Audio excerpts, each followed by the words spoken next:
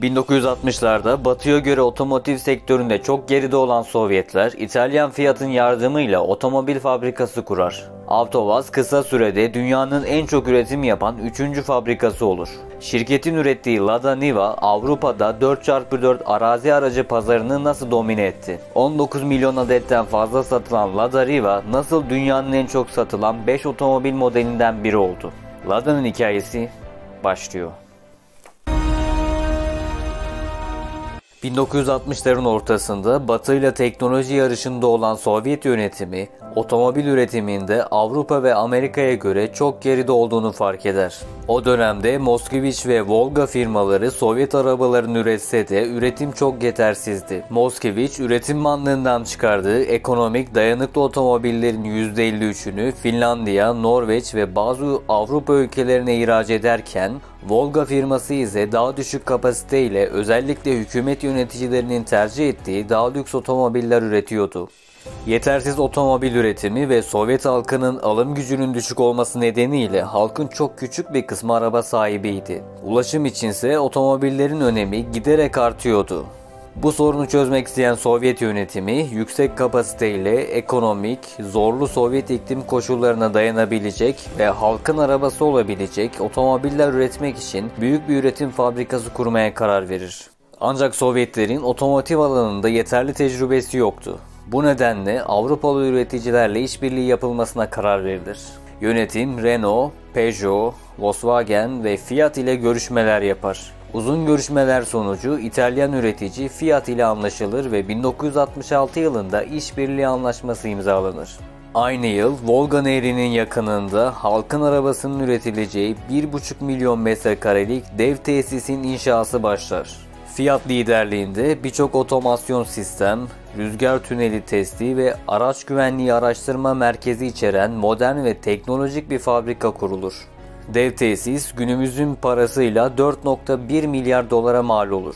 Fabrikanın inşa edildiği şehrin adı Stavropol'du. İtalyanlara küçük bir hediye vermek isteyen Sovyet yönetimi şehre İtalyan Komünist Parti lideri Palmiro Togliatti'nin adını vermeye karar verir.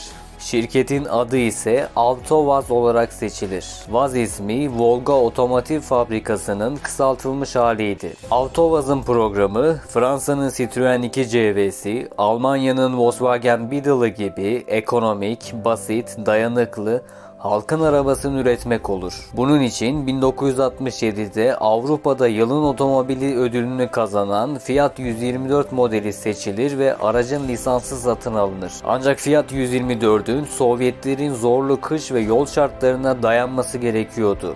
Aracın modifiye edilmesinde Fiat ve Vaz mühendisleri ortak olarak çalışır. Fiat 124'ün motoru Sovyet Otomobil ve Motor Araştırma Merkezi NAMI tarafından geliştirilen soğuk hava şartlarına çok daha dayanıklı motorla değiştirilir.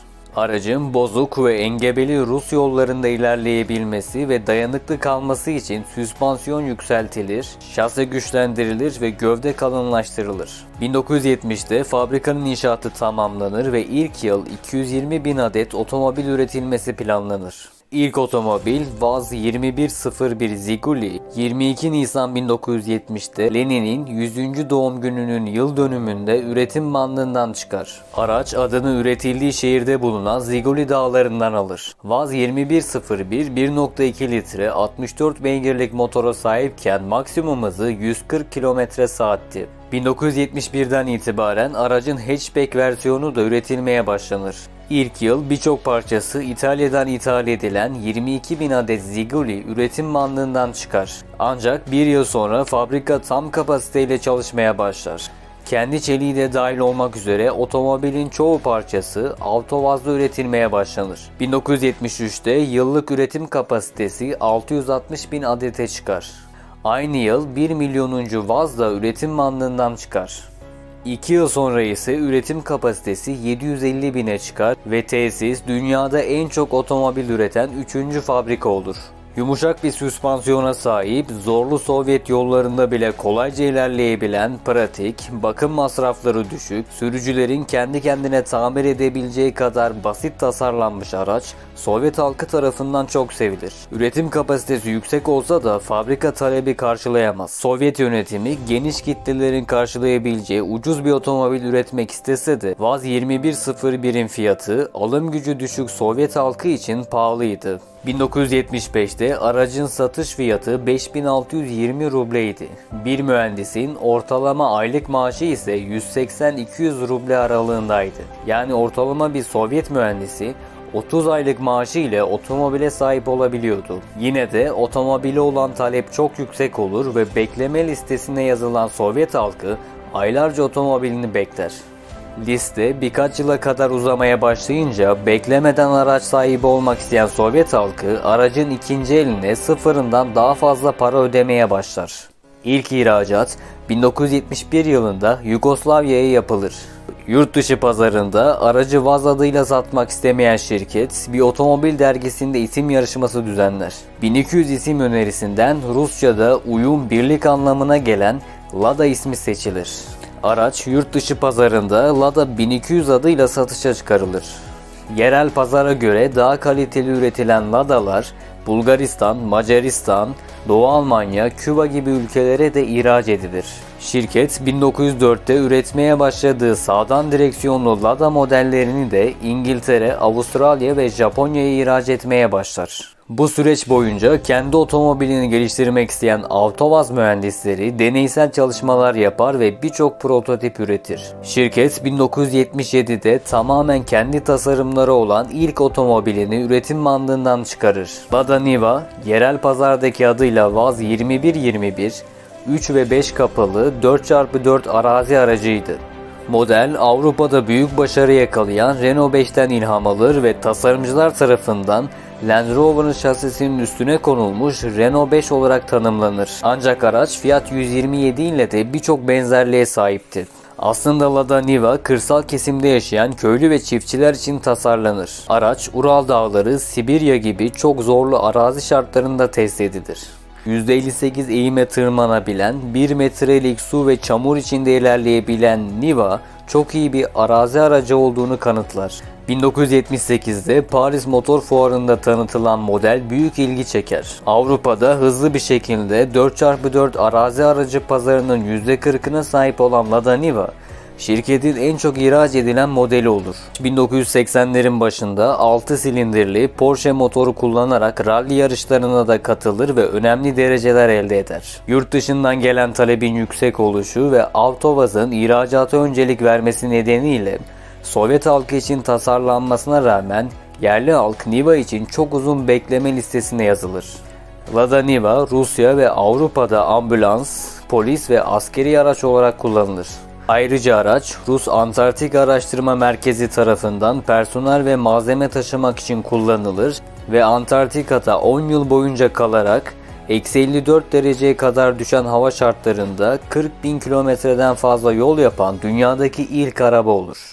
Everest Dağı'nda da 5200 metre yüksekliğe kadar tırmanan Lada Niva bu alanda da hiçbir aracın yaklaşamadığı benzersiz bir rekor kırar. Araç Suzuki'nin Vitara modeline de ilham kaynağı olur. Dünyanın birçok bölgesine ihraç edilen ilk nesil Niva'nın üretimi 1993'te durdurulur ve yerini ikinci nesile bırakır. Şirket 1980 yılında özellikle global pazar için Vaz 2101'i modernize eder. Yeni seri Lada Riva adıyla satışa çıkarılır. Station Wagon versiyonu da üretilen model, kısa sürede Doğu Avrupa'da yüksek satış rakamlarına ulaşır. 1980'lerde İngiltere ve Almanya gibi ülkelerde de ekonomik, yakıt tasarruflu araç büyük talep görür. Lada Riva, pazarda aynı sınıftaki rakipleri Ford Sierra ve Austin Montego'ya göre daha az donanımlı ve modern olmayan bir tasarıma sahip olsa da ucuz fiyatıyla tüketicilerin ilgisini çekmeyi başarır. Ancak 1990'larda Hyundai ve Kia'nın ekonomik fiyatlı yeni modelleri Avrupa pazarına girince Lada Riva'nın satışları düşmeye başlar. Şirket Avrupa emisyon standartlarına uymak için ucuz bir katalitik konvertör geliştirmeye çalışsa da başarısız olur. Bu nedenle Avrupa emisyon standartlarını karşılayamayan Avtovaz, Lada Riva'yı 1997'de İngiltere, Almanya gibi bazı Avrupa marketinden ve Kanada pazarından çekme kararı alır. Şirket 1970'lerin sonlarında modası geçmiş Lada Riva'nın yerini alabilecek, özellikle Batı Avrupa pazarına hitap edecek modern bir model geliştirmeye karar verir. Vaz tasarımcıları Avrupa'da en çok tercih edilen otomobiller olan Renault 9, Volkswagen Golf, Ford Escort, Opel Kadett ve Volvo 340 modellerini dikkatli bir inceleme altına alır.